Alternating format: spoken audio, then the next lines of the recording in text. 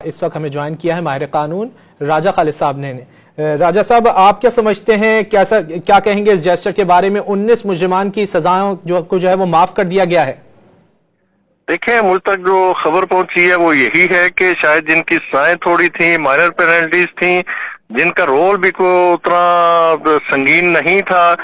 Gravity of offence کو دیکھ کے، اور جو اوور ٹیکٹ ہے ان سے ایٹریبیوٹ کیا گیا وہ بھی کوئی سنگین نوعیت کا نہیں تھا، تو اس بنیاد پہ ملٹری کورٹ آف اپیل نے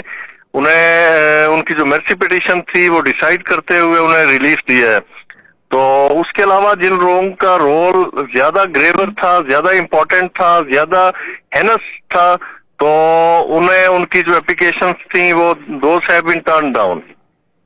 اچھا راجہ خالد صاحب، ایک ٹیکنیکل سوال یہ ہے کہ یہ معاملہ سپریم کورٹ میں بھی زیر سماعت ہے اور اس حوالے سے سماعت ہونی ہے، تو آگے جو مجرمان رہ گئے ہیں جو اپنی اپیل دائر کرنا چاہتے ہیں اس جرم کے خلاف، کیا انہیں ابھی اس کا فائدہ اٹھانا چاہیے یا سپریم کورٹ کے فیصلے کا انتظار کرنا چاہیے؟ نہیں، دیکھیں نا، اپیل جو ہے وہ تو آپ نے ایک ٹائم لیمٹ کے اندر دائر کرنا ہوتی ہے، وہ تو دائر کریں۔ سپریم کورٹ کا فیصلہ ضروری نہیں کہ سپریم کورٹ ان کے حق میں فیصلہ کرے، یا وہ جو سپریم کورٹ میں اپیل فائل ہوئی ہے تو گورنمنٹ کی طرف سے، تو مجھے تو لگتا ہے اس وقت جو صورتحال ہے کہ وہ شاید الو ہو جائے گی، کیونکہ یہ انٹر کورٹ اپیل ہے۔ سپریم کورٹ کے ایک بینچ نے آرڈر کیا تھا کہ جو ملٹری ٹرائل ہے وہ سیولینز کا نہیں ہو سکتا، اور جو 1967 میں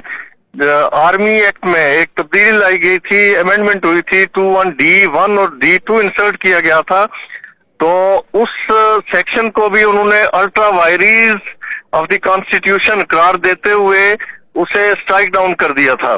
تو اب وہ پوزیشن تو میرے خیال میں مجھے نہیں لگتا کہ بنے گی، اس لیے کہ سپریم کورٹ کا ایک نہیں متعدد ججمنٹس ہیں اس پہ، اور ہائی کورٹ کی ججمنٹس موجود ہیں۔ سپریم کورٹ کا FBLE کیس ہے، بڑا مشہور زمانہ کیس ہے،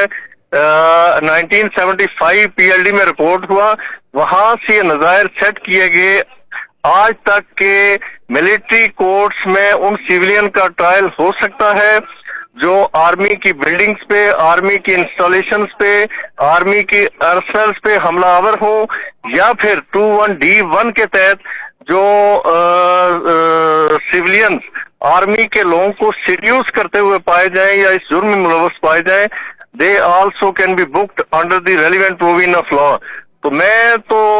نہیں سمجھتا کہ سپریم کورٹ کوئی ایڈورس فیصلہ کرے گی۔ سپریم کورٹ نے ماضی کے فیصلوں کو سامنے رکھتے ہوئے وہی فیصلہ کرنا ہے جو FBLE کیس میں ہوا تھا، اور اس سے آگے چلتے ہوئے جو ایک نہیں متعدد ججمنٹس جو سپریم کورٹ نے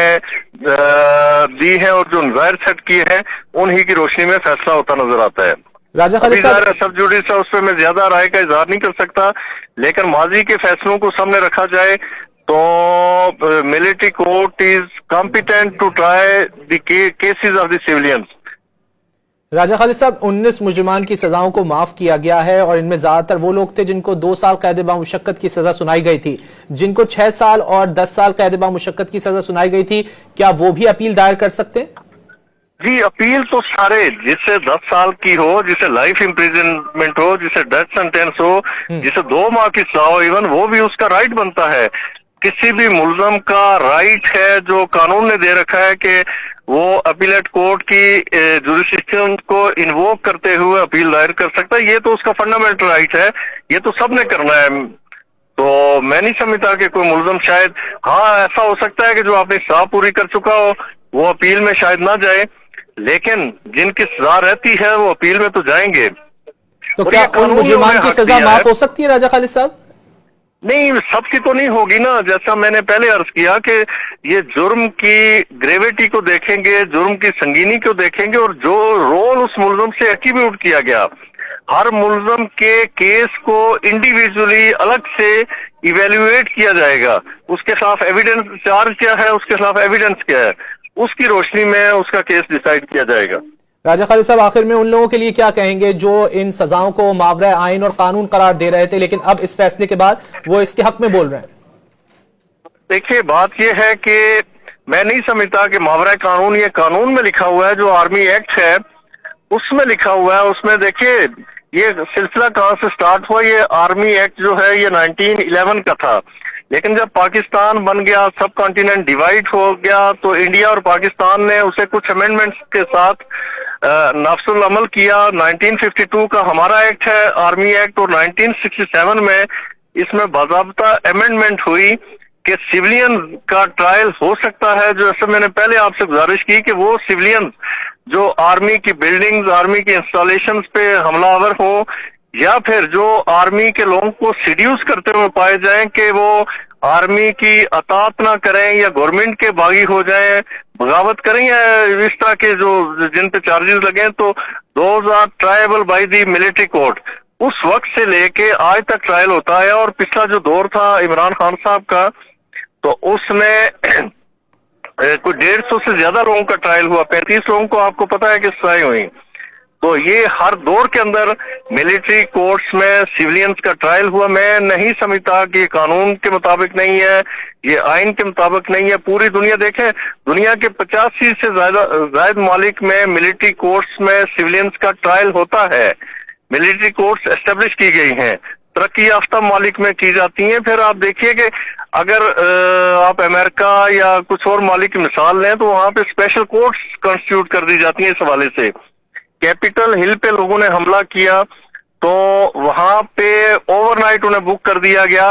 اور انہیں سنگین سزائیں دی گئی۔ اسی طرح آپ دیکھیں کہ حال ہی میں برطانیہ میں فیک نیوز کی بنیاد پہ